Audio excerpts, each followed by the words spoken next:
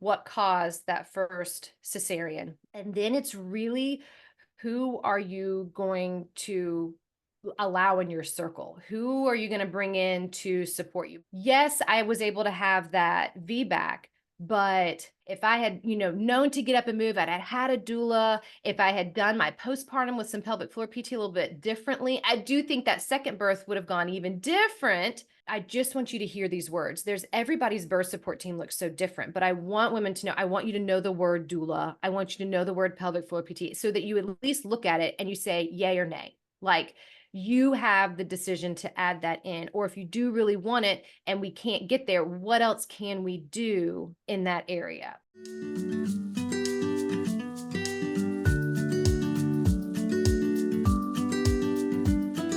Hello, welcome back to the Kumbay'all podcast.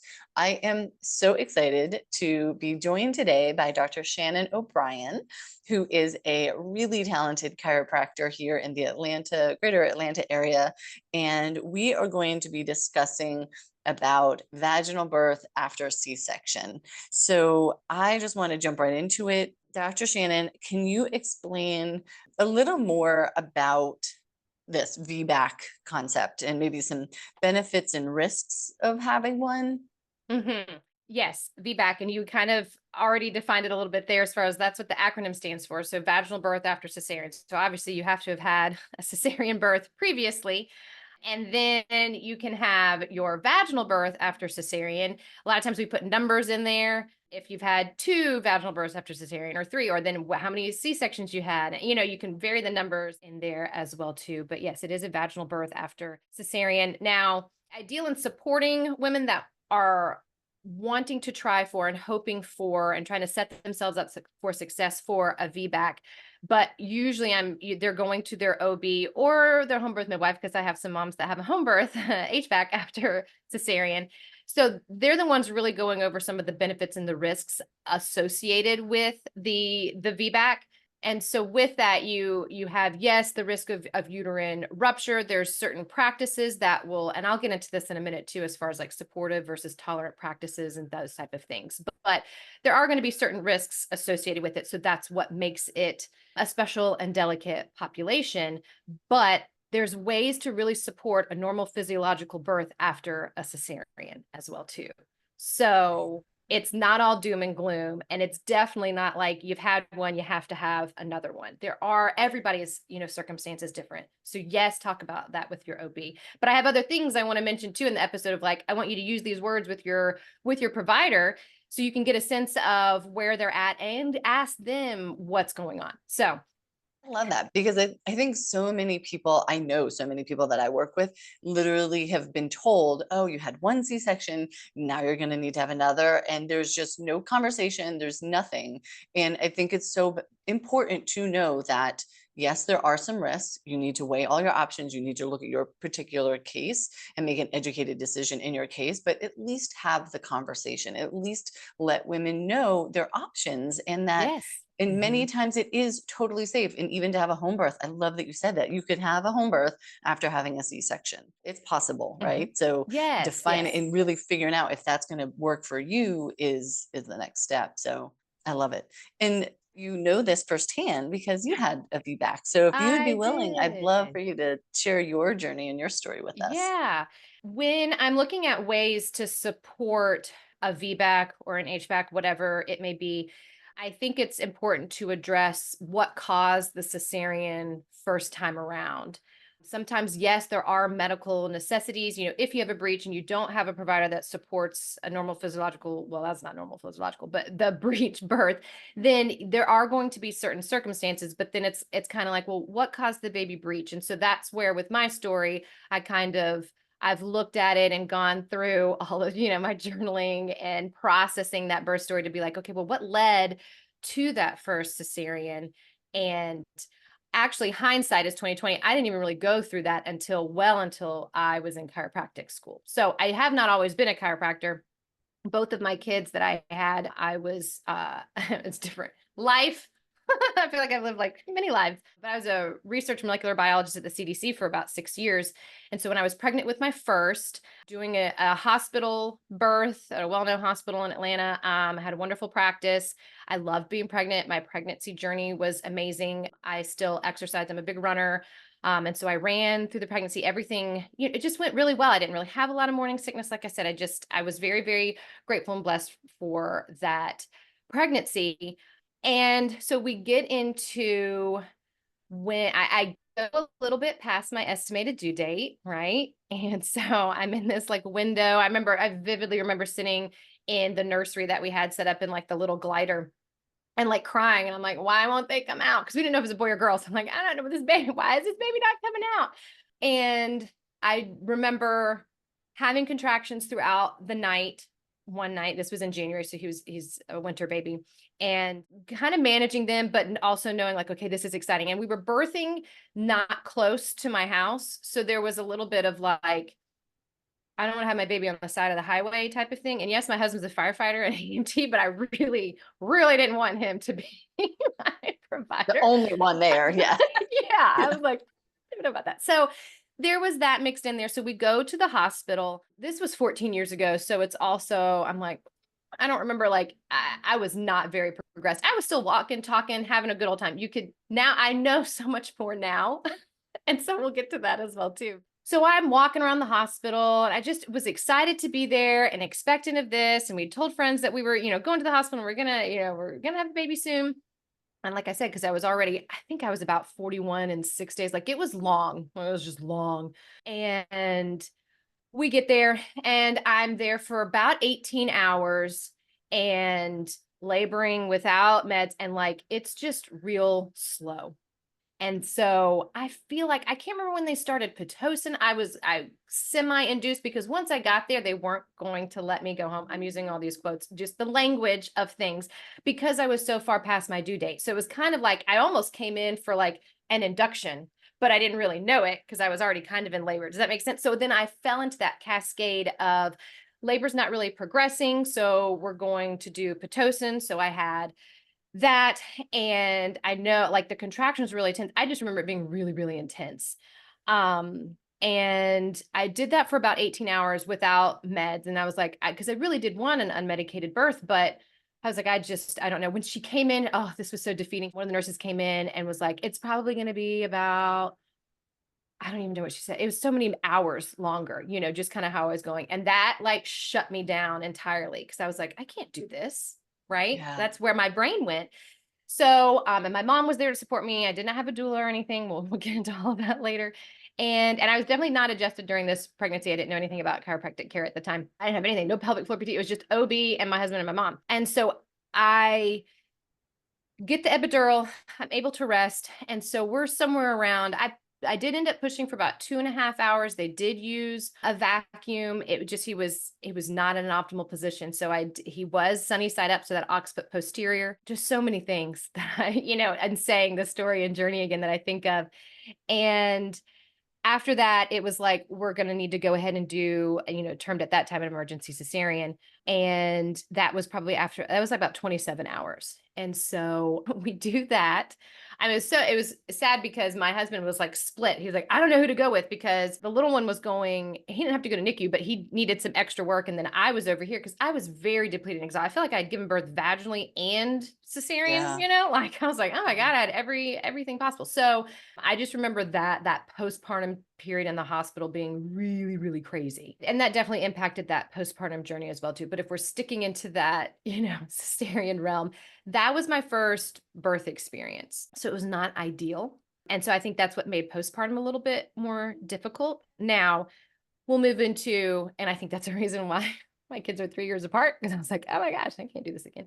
But I will say this, when I was birthing with midwives at the practice that I was with, and so that is something that I did have, they had an OB and a midwife practice, and I really enjoyed my OB, or my appointments, my monthly, weekly appointments with the midwives. And so they were in there with me through birth. And I remember when they called the doctor and everything worked out well. The doctor that did the cesarean was wonderful, but I remember the midwife in particular, she told me, she's like, you're a perfect candidate for a VBAC. This was literally like as I'm giving birth, trying to give birth, like in that moment, postpartum, I can't remember when, but I remember she said that. And I honestly think that's the only reason that I did attempt one, because someone spoke that into me and someone used those words. I Yeah. didn't know, I don't think I knew the words, VBAC at that point. So that's the first birth. Like I said, 3-year gap. Now we move into, I'm pregnant with my second one. Everything still goes wonderful as well, too. Again, I loved being pregnant, still ran through my pregnancies. This time I got to about 36 weeks and I was like, oh my gosh, if I want to have a VBAC, I have to do something different. I was like, I can't just do the same thing again and expect a different outcome. And one of my friends had told me about prenatal chiropractic care. And of course my mom had told me, but you never you listen to your friends rather than your mom. No. And so I Googled one near me, went and got adjusted. And so this was late in the game, right? Like I said, 36 Yeah. weeks, followed the care plan. Like I was coming in 3 times a week. And I go into labor. I know my water breaks at home. I'm still birthing in the hospital, and it's the same hospital. I'm with the same practice and everything. And I did want an unmedicated birth, but it got to the point, it was I was right on the cusp. It was like, if you don't get an epidural now, you won't have one. And I got one, then I was like, this doesn't really feel like it's working all that well. Like it was just really odd. And I was like, and so we had issues with it. So I felt like I had an epidural, but not, which is a Yeah. weird headspace to be in, when you're Yeah. like, why am I feeling everything? But it was a 7-hour labor and birth. And so that was like a 20-hour, I had a 21-hour difference in my labor and birth. And so I was able to have my vaginal birth. I had the midwife there as well, because like I said, with the same practice. And my first words after that birth was, that was what it was supposed to be like. I can literally feel that feeling again. And so having that birth experience is what prompted my thought process of like, the only thing I really did different was chiropractic care. I was like, this is really interesting. How did that work? And then my chiropractor, so it's Dr. Pamela Stone. She teaches the Webster certification now and everything. And we're still dear friends. I just saw her the other week, sent my husband to her because he hurt his back. And I was like, help me. And that's who I saw for my prenatal care. And that's really You the just lucked only, out. You just I found her know, I online. found like the Yeah. mecca of, Yeah. I know, and I live like just down the street. I was like, I found the mecca. And that was really the big difference there. And so she had called and was like, hey, you should, come in for postpartum, come and bring the kids. This is kind of leading into like how I got into the chiropractic world. But anywho, brought the kids in, got them adjusted. Their health and wellness flourished so much. And that's when I was like, okay, I'm in the science field. I understand a certain level of things, but how is this happening? And how is this working? And I hadn't heard of chiropractic. So then I quit my job and went back to school.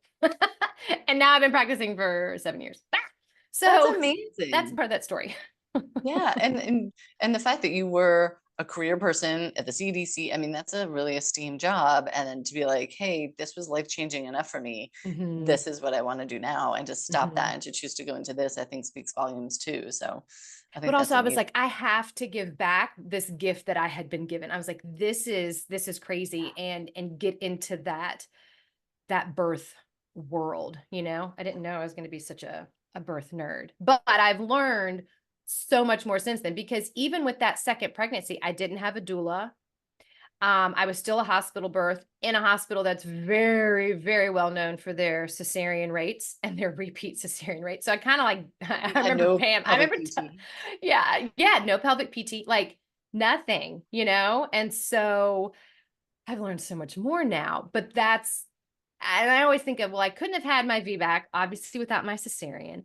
And I think if I didn't have the differences in those 2 births, which led to very different postpartums, I wouldn't be doing, what I'm doing. So it's nice to kind of flip the script a little bit on that. But Well, before we dive into all the things that people can do to set themselves up for success, are there certain people that you see that maybe off the bat would have a little bit easier time doing a VBAC? Like why your provider said, oh, you would be a perfect mhm, candidate. Like who would mhm. make a better candidate? Not that I want anyone to give up hope or to shut the door off the bat, but Right. Well, so like if you've had a previous breach, I like to look at, okay, what was causing that breach? Because there's lots of different ways and reasons babies are breached. I've had some moms with a bicornate uterus, so they've got 2 horns. And so there's some definite anatomical things that happen which make it a little bit more difficult, not impossible, but a little bit more difficult in that aspect. I think with mine, both of my babies were occiput posterior. And so this is something I go over with so much with my moms because I was working.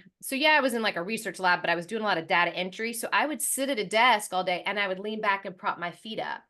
And so that heaviest part of the baby is the spine. Spine rocks down back towards mom's posterior. Then you get the sunny side up baby. So knowing that, like, that was really one of the things, he just wasn't flipping and turning. His size was fine. His head was fine. My hips and pelvis were fine. It was never like and in quotes again, too big baby and your pelvis can't birth a baby and all that crap that, women will hear. So I think looking at that and knowing too how long I did try, right? And so I think when they saw that, when they spoke that into me. So that was when I look back on it, anatomically and biomechanically, that's more of what was going on. And so I know with my second, I remember the midwife, again, like I said, he was occiput posterior. She was able to turn him while I was pushing. There was a little bit, but granted too, I was a week before my due date. So he wasn't quite as big. And I had been adjusted then. So I think there was a little bit more balance and alignment to the pelvis and the sacrum, which helped him be able to turn a bit more. So that's anatomically speaking with that. But there's an aspect of, and I even did, my doula friend Rachel and I have a podcast, online birth podcast, and we did an episode on there, and I called it like a hot take that chiropractors are only for neck pain and fetal malposition. Because I think what happened a lot with that second baby when I did get adjusted was I had a lot of fear with the first one. So when I went back and really processed it and I was like, what caused that cesarean? Kind of when you go back and see, okay, what caused it? Yeah, there were some anatomical and biomechanical things, but I do think there was a lot of fear, right? And I think I could have done some more supportive things so people would speak words into me as far as a birth plan and I mean, I had a birth plan, but like the labor support, how to function during labor and taking childbirth education classes. So there's an aspect of chiropractic care in impacting how the nervous system functions and how you respond to your stressors and your resiliency and ability to adapt. And so for me, yes, the adjustments help that anatomical physical aspect of having a baby, but it was bigger than that when I looked into it and when I learned more and when I was in school and I was like, that's what really happened. I felt safe in my body, and I was able to trust my intuition a bit better and surrender a little bit more because I had that balance in the nervous system. So Yeah. when looking at that, I look at moms, did we have a lot of fear in the first one? Like uncovering what led to that cesarean, what words are they using? Was it just a cascade of interventions, and knowing maybe you just labor at home a little bit longer and that can set you up for a VBAC. I wish I Yeah. had done that. I know. I agree. Mhm. And what comes to my mind too is in that second pregnancy, and even though you were like 36 weeks, you're in the home stretch, the end, it's still you were going to someone that was normalizing things. And I'm sure you were Mhm. talking when you were getting adjustment. And it wasn't like you were just totally silent. She was reassuring you, you were having that Mhm. communication. And I think that goes so far to help people with the fear, because I think that Mhm. is like number one. We don't talk enough. Everyone is scared for your first birth. I Yeah. was even scared for my second birth because I didn't want Mhm. to recreate what I had with the first, Well, I right? didn't And want so another cesarean. I know. I still had some fear in there, but yeah. exactly. And so I feel like the more It's that we normal. talk about that, it helps you process it. But then having someone who's been there and helped other women, Mhm. having, I think, healthcare providers that are supportive of you with your choices and just supportive of you birthing successfully and healthily and all that, I just think Mhm. that makes such a difference. So even having that little bit of support those last 4 weeks were Mhm. so huge on so many levels. And On then so you many, add like in, I said, it's like right, that anatomical, physical one. There's the community the support neurological. aspect. There's now my nervous system is able to process things. Like when I looked back at it, I was like, holy moly, yeah, it's Right. everything. And you Mhm. just energetically telling the universe, oh, wait a minute, I'm not just going to do the same thing. I'm taking ownership. I'm going to do something different. Right. And even if you Mhm. didn't know how to change the little habits, how you were sitting during your workday, you just putting that energy out there to be like, I'm going to take ownership. I'm going to do something and at least try, again, Mm. not that you didn't do that. You didn't even know that you could do that in the first. Right. Mhm. And so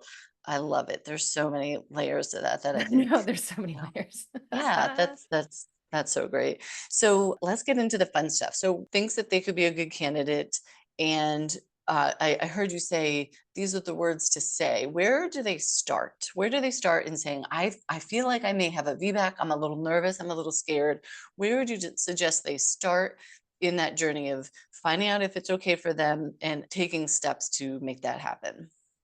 Okay, so it's definitely looking at, like I mentioned, what caused that first cesarean. And then it's really, who are you going to allow in your circle? Who are you going to bring in to support you? Because I talk so much about that birth support team now because yes, I was able to have that VBAC, but God, I really think I could have, if I had, known to get up and move, I'd had a doula. If I had done my postpartum with some pelvic floor PT a little bit differently, I do think that second birth would have gone even different, not beating myself up. But I look at that and I use that in office to be like, okay, I just want you to hear these words. Everybody's birth support team looks so different, but I want women to know, I want you to know the word doula. I want you to know the word pelvic floor PT so that you at least look at it and you say yay or nay. Like you have the decision to add that in. Or if you do really want it and we can't get there, what else can we do in that area? But it's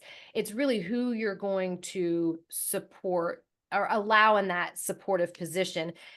I guess it's provider choice. I think that's a really, really big one. Provider choice and birth location. Like those are kind of neck and neck. There's going to be certain locations that you can birth at and you can't with a VBAC, just dependent upon your state regulations and the birthing centers and all of that jazz. Cause I know we have some in Atlanta that, will take, won't take, and for a variety of reasons. That's another episode. But it's looking at where do you want to give birth and promoting that safe feeling because it's a very vulnerable space to be. And so again, if we had fear in that first birth or whatnot, what can we do to promote safety or not necessarily like releasing the fear and feeling a little bit more confident, and maybe educated decisions, having that type of thing.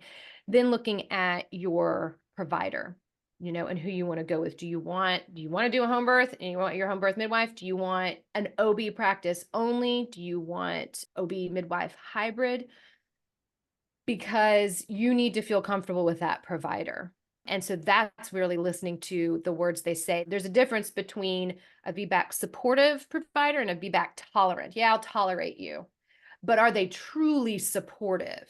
Is it, yeah, we'll let you have a VBAC, but once you hit 40 weeks, you're being induced on the dot. Like there's no room for individuality in there to allow a normal physiological birth, right? So it's looking at the words. I mean, the words your provider uses with you and the tone and that type of thing, I think is huge with setting yourself up.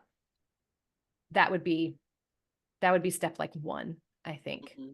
or looking at supporting yourself for VBAC. What comes to mind is like, are they the wind in your sails, kind of helping you, encouraging you, supporting you into that? Or are they the anchor? They're Mm-hmm. not stopping you, but they're sure as heck slowing you down, or they're really dragging on you. And like you say, Mm-hmm. either putting the fear or sneaking some doubt in your mind and just tolerating things, but not really supporting it. I think that's huge. And then what is the next step? So what could they start doing during their pregnancy to help set themselves up for success for a VBAC? So I have like in my head, my pillars, like my 4 pillars for a birth support team or aspects of birth support team, 4 or 5 pillars. And so location, provider choice is kind of that first one. I think having a doula, a labor support person there is huge. I really wish I had had that, especially with my first. I love my husband, but he is not a very good doula. My mom was a great doula. She was really good. But after 18 hours, my mom was tired. She's not trained. So it's like as soon as she left the hospital room, and then the voice of the nurse of like, this is gonna be longer. And I was like, well, I can't do this. Having someone there to get you out of frontal lobe, to get you out of thinking brain and get you into your body. They allow you that space and they allow your partner to be what they need to be for you instead of, and how, maybe get them out of frontal lobe too. And like, what do you need? How can I help you? So I think that doula support is, it's priceless. It's huge. That's another aspect. Obviously, chiropractic care, we'll touch on that. And I'll go a little bit more in depth with that in a minute. And then another like aspect of the pillar is like the childbirth education. So whether your doula offers that or whatever, it doesn't matter. But, and I'm talking independent childbirth education. Again, I speak from experience. I only took the hospital class. Well, the hospital class teaches you what the hospital like policies are. I remember it was just very brief. It was one day. It was maybe for a couple of hours. They had some birth balls in there. You were with some of the other couples, and that was it. I think I went into that first birth and really didn't even understand that, oh, once you have the baby, you're going to have to deliver the placenta. Like, what is involved in this? I think I was just so clueless. And so an independent childbirth education class. If you want to take the hospital one and that makes you feel comfortable, that is fine. I think it's so important. Online, virtual, whatever it is. And there's so many options. There's Hypnobabies, Lamaze, Bradley. I mean, look at all of them because something's going to speak to you and help you again surrender and out of that frontal lobe and get into that primitive brain. And when you have that knowledge and you understand it more, then you're going to already feel more comfortable, and it's not like you can expect everything with birth, but I mean, in a childbirth education that goes over, if you want like the pain coping mechanisms and you don't want an epidural, then what are you going to do to cope with the pain? Like, and I'm speaking to myself, like, come on, Shannon, what are you going to do to cope with the pain? You didn't do anything, like, it's like, okay, well, I can wish it and think that I, can manage it, but like, how can you support yourself? So I really think that childbirth education, is important. And, going in that with creating that birth plan and everything that goes along with that education piece. And the other aspect, obviously, too, is that pelvic floor PT. I have so many moms that, and sometimes you think of it as maybe just a postpartum thing, and you hear a lot of that, but maybe we can prevent some of the postpartum issues that come about if we are engaging muscles correctly, if we're understanding, we talked about how to push, like if we're understanding that and the muscles involved. And when you practice some of that, I have a lot of moms that are doing pelvic floor PT and they're pregnant now. And then their next appointment coming up is like, oh, we're going through different positions and stuff. And so I love that because you're learning that you're doing the position. You're not doing the position for the first time while you're in the hospital. Like, you got to practice these things. It's the stuff that I didn't think about when I was pregnant. So I think now I will say this.